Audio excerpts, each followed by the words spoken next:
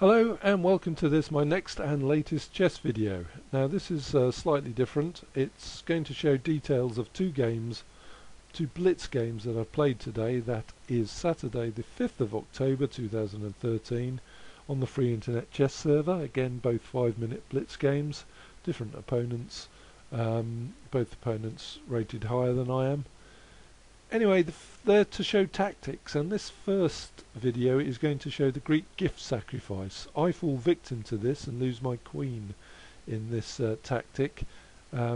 Here my opponent white is rated nearly 1600, so quite higher rated than me, but I actually play this opening, which is the French defence, and my home variation, sort of a cross between the Bern, the Rubinstein and the Fort Knox variation of the French. But the real reason to show it is to show the tactic, the Greek gift sacrifice, and I periodically fall victim to this, which is the opposition checking the king, and with the king having to deal with the check, they then can capture significant material, normally the queen, and in this game it was in fact my queen. So we start with the French defence. I capture the pawn, white recaptures with the knight, and here, as I say, I do my own home-cooked cross between the French Rubinstein, the French Bern and the French Fort Knox. It's an opening I'm just developing, so I bring over my knight from the queen side to d7. White grabs space in the centre with d5, and I've brought my knight from the queen side right over to the king side, knight to f6.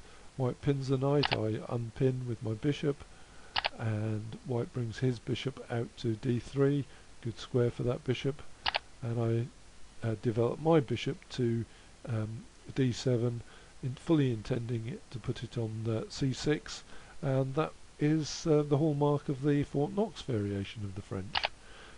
White plays an intermediate a3 move, which is really not needed at this stage, I wouldn't have thought. But anyway, I now play bishop to c6, as I say, the hallmark of the Fort Knox variation opening. White castles kingside, and here we come to a fork in the road. I now play knight to d5, but Crafty Chess Engine much prefers knight takes e4, where I can win the knight, because if white were to recapture with the bishop, bishop takes knight, I can play my bishop from c6 to take the white bishop and go a piece up. So that would have been a better move, but in fact I just play knight to d5, trying to swap off the dark squared bishops. And white in fact develops his queen, so I develop my kingside knight, knight to f6. White attacks my knight on d5 with c4. I take the knight, on f takes on e4. White captures back with the bishop. I capture the white dark squared bishop, bishop takes bishop, and white recaptures with the knight, knight takes bishop. So I retreat my bishop from my knight from d5 to expose the bishops. White doesn't play bishop takes bishop, instead it just plays d6. I capture on d6 with the pawn. White captures back, and then I bring my bishop back again to d7. So that hasn't really worked out properly for me. White brings his rook into the attack, and I castle kingside. Then white puts his queen and bishop on the same battery, and this will form the basis of the Greek gift sacrifice tactic that I'm about to show you, that I fall victim to. And hopefully, if I can remember from this video, I can avoid this in future. Now we come to a crossroads. I actually played queen to f6 here, but Crafty thinks a better move would be f5, so f5 just to show would be there, and I would have been fine. But instead I play the queen to f6 move, and we get into the Greek gift sacrifice when I play this wrongly. I play queen takes f4 and grab the pawn. White brings his knight into the action, and here I think I can win a free knight with knight takes knight. But you have to look at the setup between the queens. They're on the same rank, and the bishop interposing. So I do actually play knight takes knight, and now I fall victim to the Greek Gift Sacrifice. So white here can play bishop h7 check. That exposes the king, the queens rather. It also exposes the king because I've now got to get my king out of check. And I just resign here because I'm going to lose my queen. So I played that game badly, and I hope in future to avoid that. And I hope you will see what a devastating tactic this Greek Gift Sacrifice can be. You sacrifice your bishop, but you can go serious material ahead by capturing a queen very often, or even just high rated material for a bishop. So that's a tactic worth knowing, and if you play it, that's good for you. If you fall victim to it, then it's bad for you. Okay, well, I hope you've seen enough of that now.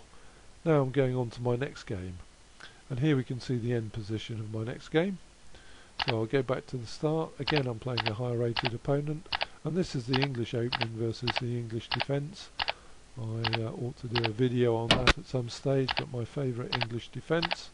Everything going fairly alright here for me. And now I've moved my knight up to a spot it often gets to rather, which is f5, and I'm eyeing up the potential to put my knight on the hole on d3. I can't do it at the moment because it's controlled by the white queen. White castle's kingside as well. I bring my other knight into the action, threatening to win the d4 square, but here white now plays his queen over to c3, leaving the hole on e3 free for my knight. First of all, I reroute my queen to knight to e7, and here white obligingly brings his rook from a1 to d1, leaving an even better hole for me with knight to e3, which forks both the white rooks. White decides to move his king for some reason, so I'm able to just pick the rook I want to capture, and I play knight takes rook on d1. White recaptures with the rook, and here I just manoeuvre my other knight, my queenside knight, onto f5, and so I've got my knight again on the f5 square, again eyeing up the e3 hole. Can lightning ever strike twice in the same game? Well, amazingly, for some reason, white doesn't see that lightning can strike twice again, and plays his queen onto c2, putting the queen and bishop on the same diagonal. And of course, now lightning does strike twice. I can play knight again to e3, and this time I fork the queen and the rook, and here white's had enough. He's fallen victim to this double knight fork twice now, and that's really bad news for anybody, and he just resigns the game. So anyway, I hope you've enjoyed watching this video. A couple of tactics. Obviously the knight forks is a fairly common one. I can go back to the other game, which is the Greek Gift Sacrifice. Here white can just play queen takes queen, and when you fall victim to the Greek Gift Sacrifice with the check on from the bishop on h7, you go far behind in material. So anyway, I hope you've enjoyed those two videos. Thanks for watching.